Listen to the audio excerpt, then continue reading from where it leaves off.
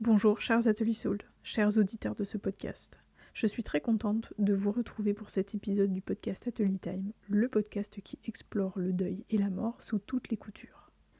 Avant qu'on commence à aborder le sujet du jour, j'aimerais vous rappeler qu'il est important de noter ce podcast depuis votre plateforme d'écoute et qu'il est très bon de le partager à vos proches ou à votre communauté, afin qu'il grandisse en visibilité, mais surtout que ces épisodes puissent soutenir d'autres endeuillés dans leur peine.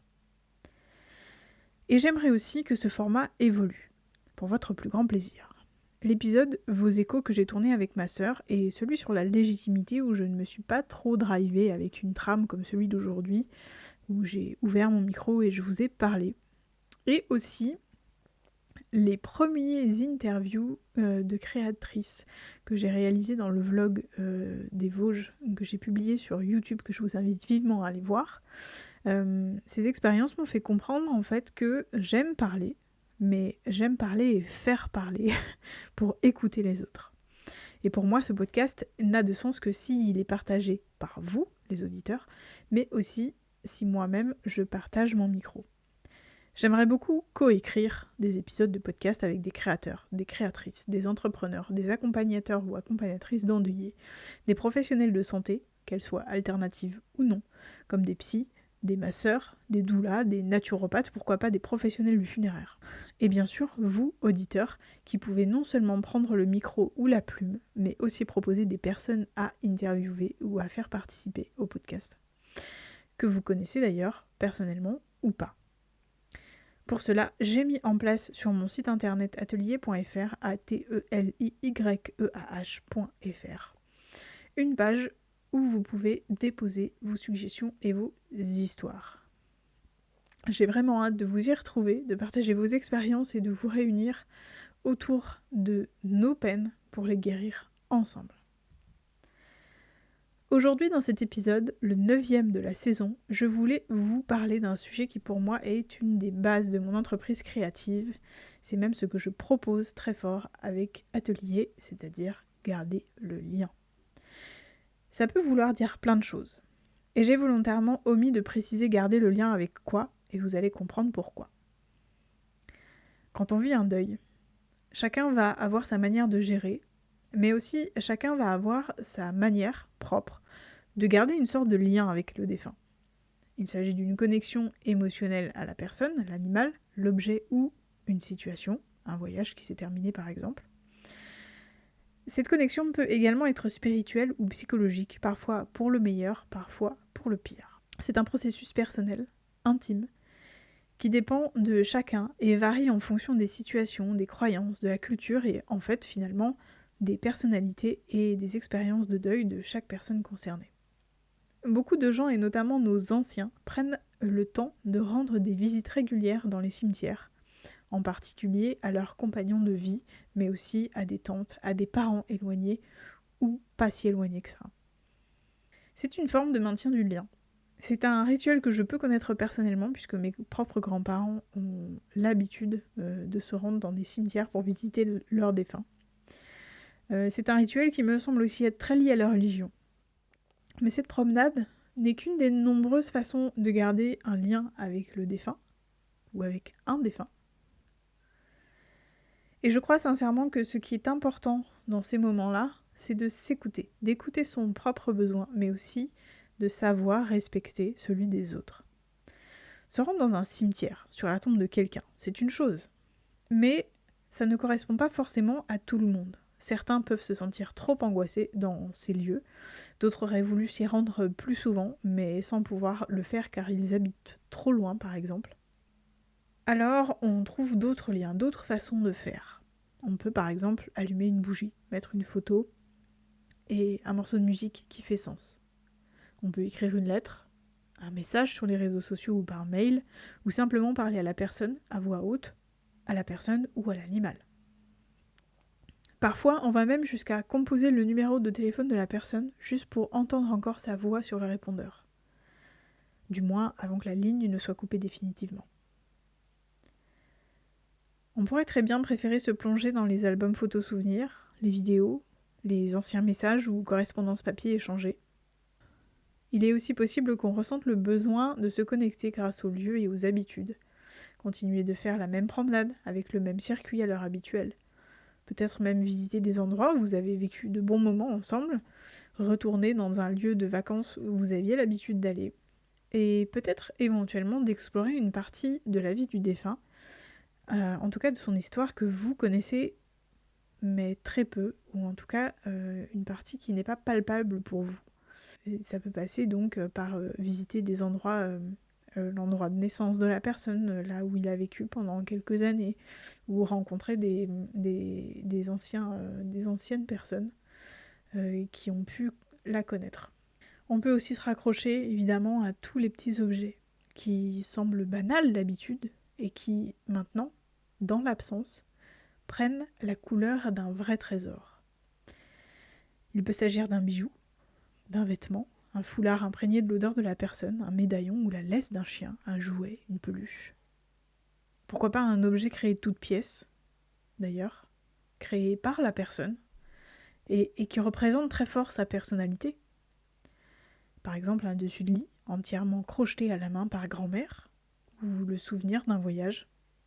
Un outil de grand-père, une babiole hideuse qui vous rappelle l'univers d'un être cher, la maison d'une tante ou d'une grand-mère. Je donne des exemples volontairement genrés parce que, globalement, nos aïeux vivaient majoritairement de cette façon. Mais bien sûr qu'il n'est pas exclu de s'attacher à un vêtement que votre grand-père a cousu lui-même, ou à la voiture de collection de votre arrière-grand-mère. Et puis je pense aussi à toutes les choses nouvelles qu'on a choisi de faire dans son deuil pour pouvoir garder un lien. Moi par exemple, je cousais avant le décès de maman, mais pas autant que maintenant. Je cousais pour me fabriquer une trousse pour la rentrée des classes, ou alors pour raccourcir une robe, mais pas plus. Plus le temps passe après le décès de maman, plus je couds. Et aujourd'hui, je couds quasiment quotidiennement. Et il pourrait très bien s'agir d'apprendre aussi la mécanique, par exemple, pour rattraper toutes les connaissances perdues et non transmises de quelqu'un. Ou encore une activité, même voire carrément un métier, qui pour vous fait le lien avec l'autre. C'est reprendre en quelque sorte le flambeau, prendre possession de son héritage culturel et familial. Et je dois nuancer mon propos au sujet de l'héritage culturel et familial.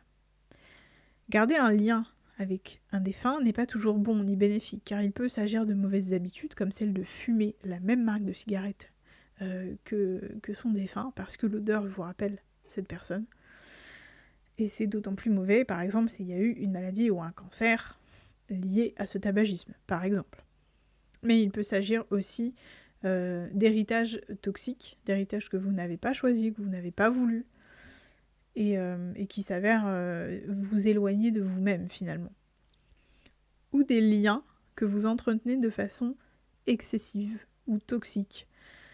Par exemple, de choisir de vivre dans la maison de votre défunt. Alors, quand il s'agit de votre conjoint, ça peut être compliqué, mais en tant qu'enfant, il peut être un peu toxique et excessif de choisir de vivre dans la maison de votre maman décédée, ou de dormir dans sa chambre et en fait de prendre sa place en fait symboliquement. Ça peut être très compliqué pour vous, ça peut être très compliqué aussi pour l'entourage à vivre.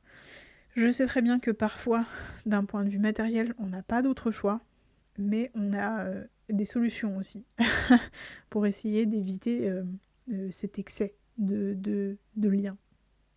Et je dois vous dire que en tant qu'enfant orpheline, en tout cas du côté de ma maman, parce que j'ai toujours mon papa, il y a aussi dans cette situation en fait un bon paquet de choses qu'on aurait envie de faire perdurer, mais qui sont foncièrement mauvaises pour nous ou pour l'entourage, et des choses qu'on perdure sans vraiment le vouloir, de façon inconsciente.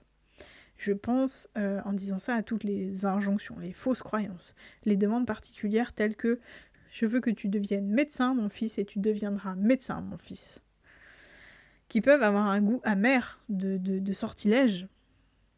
Je pourrais sans doute parler des heures de toutes les mauvaises choses dont on peut hériter inconsciemment ou non, comme les schémas familiaux, les secrets, les vieilles rancœurs qui se tournent vers vous alors que vous n'avez jamais été concerné par les conflits. Je disais dans l'épisode Trier pour cheminer que faire un deuil, c'est aussi faire le bilan d'une vie, d'une relation, d'une situation, pour choisir le plus en conscience possible ce qu'on garde pour soi et son futur et ce qu'on laisse. Il semble vraiment important d'aborder cet aspect un peu sombre, du moins un peu plus négatif du deuil. Un deuil, ça nous change, et pas toujours de façon positive. Parce que ça fait mal, oui, mais parce que le risque finalement, c'est un peu de prendre des décisions et des voies parce qu'on en souffre. Et ces chemins de douleur, ça peut être une façon très toxique de garder le lien avec son défunt. Et ça peut passer aussi par le maintien de l'influence d'une personne dans votre vie malgré son départ. Et d'avoir constamment sa voix dans sa tête, par exemple, vous dicter ce que vous devez faire. Ou alors, vous posez la question. Tiens, qu'est-ce que ferait un tel, une telle dans cette situation? Qu'est-ce que me dirait un tel, une telle dans cette situation et à ce moment-là? Ça fait partie du processus de réorganisation. Et il me semble normal qu'on s'y noie à un moment donné, en particulier au début. Mais la suite logique, en tout cas à mes yeux, c'est d'ouvrir ses yeux et d'accepter de laisser partir aussi les mauvaises choses avec la mort. Ça sous-entend qu'il faut travailler sur soi sans arrêt, se poser des questions, peut-être être accompagné aussi dans sa souffrance, surtout si on en ressent le besoin. L'objectif finalement, c'est toujours de réorganiser sa vie, son cerveau, ses schémas de pensée, ses habitudes, etc. avec cette nouvelle donnée qui est l'absence. Et ça inclut aussi tout le négatif dont il faut absolument s'occuper. J'ai peut-être tendance à parler beaucoup de la vision d'amour qu'on peut avoir dans le deuil, on souffre parce qu'on aime, etc. Mais c'est parce que mon objectif, c'est de mettre de la douceur, de la lumière, en fait révéler et mettre en lumière cet amour et ces émotions qui sont très positives et très attachantes, et de penser vraiment à ces meilleurs moments passés ensemble. Mais ça me semble aussi important de vous rappeler et de vous interroger sur votre façon de garder le lien avec vos défunts et tout ce qui vous manque. Est-ce que c'est réellement bon pour vous à l'instant T? Est-ce que ces choses qui vous permettent de vous sentir, est-ce que ce sont des choses que vous faites, que vous avez choisi de faire en conscience? Et est-ce que ces choses vous permettent de vous sentir libre, de vous sentir apaisé? Est-ce que ces choses vous permettent d'être ou de devenir la personne que vous rêviez d'être? Je vous invite à vous poser la question en conscience, et elle est réellement importante. Et cette question me permet d'amener la dernière partie de ce podcast, dans laquelle on va parler de l'importance de garder un lien. Peu importe la forme que cela prend pour vous, peu importe s'il est positif ou négatif. Ce processus est important car il fait partie intégrante du processus de deuil, qui, je le rappelle, n'a pas de mode d'emploi, pas de date limite, ou toute forme de chemin tracé est défini par la psychologie à l'avance. Il n'y a pas de recette de deuil. Entretenir ou garder un lien, c'est une forme de continuité de la relation. Et donc, ça a un potentiel de toxicité autant que de réconfort. À travers ce lien, on reçoit ce fameux héritage, qu'il soit matériel, culturel, spirituel, émotionnel ou même financier. Attention simplement à ne pas confondre l'argent d'un défunt et l'amour que cette personne a pu ressentir pour vous. C'est aussi une façon d'exprimer ses émotions, une façon de trouver du réconfort dans les souvenirs, et ça peut aller jusqu'à être un moyen de développement ou de croissance personnelle, parce qu'on va s'approprier et s'offrir finalement les valeurs, les combats, les croyances d'une personne, parce qu'elles sont bonnes, elles nous semblent bonnes, pour les transmettre à votre tour, pour les partager, et aussi continuer de les faire vivre en fait à travers vous. Et puis il y a l'aspect dont je parle très souvent dans ce podcast et sur mes réseaux sociaux, où je vous invite à me rejoindre si ce n'est pas déjà fait. Je parle très souvent du soutien émotionnel que peut représenter ce lien. Un lien qui peut vous aider aussi à aller vers l'acceptation, voire même la réconciliation. Réconciliation avec la personne, mais aussi réconciliation avec cette perte. Cette mort qui est inéluctable, inévitable et contre laquelle on ne peut rien faire. Je dis souvent que les photos, les vêtements, les bijoux sont des objets tangibles et palpables qui prouvent que la mort a été effective, qu'elle est bien réelle, et par le fait que votre souffrance, vos symptômes, les souvenirs que vous avez partagés, toutes ces choses aussi le sont, elles sont réelles. Et je pourrais même aller jusqu'à dire que cela prouve aussi votre propre existence par ce lien, par ce passé, ces expériences, toute cette vie. Et c'est aussi une sorte de justification de votre souffrance. En deuil, on peut souffrir pendant tellement longtemps que parfois on oublie pourquoi on souffre. Pourquoi on va pas si bien que ça. Ça fait partie du quotidien, mais comme tout est amalgamé avec ces petits soucis et puis ces plus gros soucis, et on perd un peu parfois le pied dans nos émotions, on ne sait plus pourquoi est-ce qu'on est triste, on ne sait plus pourquoi on se sent fatigué, on ne sait plus pourquoi on dort mal parce que c'est trop habituel. Et parfois on finit par craquer en pensant que c'est juste une histoire de mauvaise journée, alors que finalement ce sont juste des émotions à retardement. Et dans ces moments-là, parfois on peut avoir besoin de réconfort. Parfois ce réconfort, il passe par les autres, par notre famille, la famille proche, qui nous connaît bien, peut-être aussi par des amis, mais parfois c'est pas suffisant, parfois c'est pas assez, et parfois c'est maladroit. Alors ce que je vous propose, c'est surtout de vous accrocher aussi à ces objets transitionnels, qui sont les photos souvenirs. Ça peut être aussi des plats que vous vous préparez de la même manière que votre grand-mère, par exemple. Ça peut être les fameuses promenades, les odeurs, les vêtements, etc. Et de la même manière, en fait, qu'un papa ou qu'une maman peut vous réconforter après un cauchemar ou prendre soin de vous quand vous êtes malade, toutes ces petites ancres du quotidien vous aident à vous sentir apaisé. Finalement, je pose la question ici, est-ce que le deuil n'est-il pas une sorte de développement personnel hardcore? Oui, mais indispensable et de toute façon inéluctable pour tous. Finalement, une façon de devenir adulte ou en fonction de devenir son propre parent.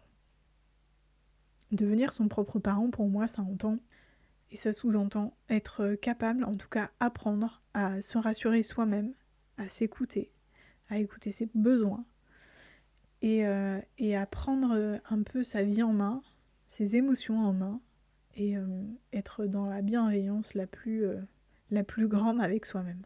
Et c'est un défi de taille, surtout quand on a eu des parents qui ne l'étaient pas.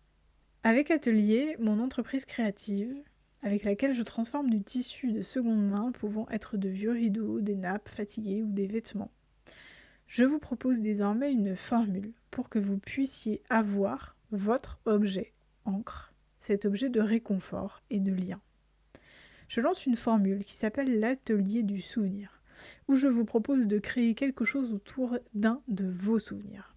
On pourra donc travailler autour d'une photo, par exemple, pour en créer un joli tableau de broderie, auquel vous pourrez apporter peut-être un pendentif, un bijou cassé, un petit morceau de laine, de fil ou de tissu, par exemple. On pourra également transformer une nappe ou une paire de rideaux, qui est chère à votre cœur, mais qui clairement ne correspond absolument pas à vos goûts décoratifs, en tout cas pas dans l'état, mais qui pourrait pour le coup être sublimé si vous le portiez en sac ou en chapeau, par exemple. Et puis pour les héritages de créatifs ou de créatives, vous qui avez en votre possession des pelotes de laine, entamées ou pas, je pourrais créer un plaid, un sac ou une étole crochetée à la main, rien que pour vous, rien que pour tisser votre lien avec votre ou vos défunts. Les places sont limitées à 5 par mois. Cela me permettra d'être plus efficace, mais surtout de pouvoir vous accompagner le mieux possible et le plus possible au travers de cette étape que vous allez vivre et surtout co-créer avec Atelier.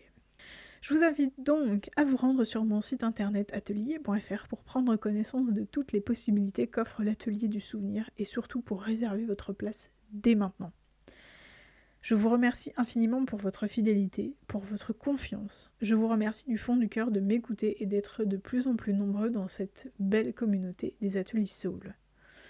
Et pour continuer à la faire grandir, je compte sur vous pour noter et partager ce podcast. On se retrouve dans 15 jours pour un superbe épisode dans lequel je serai accompagnée d'un invité. En attendant, n'arrêtez jamais de prendre soin de vous.